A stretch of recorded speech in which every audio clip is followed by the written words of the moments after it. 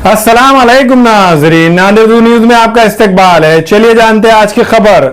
नांदेड़ शहर के मालटेकरी underground bridge के करीब में काका सोफा फर्नीचर 8 अप्रैल को गोदाम को आग लगी थी, जिससे उनका लाखों रुपए का नुकसान हुआ था।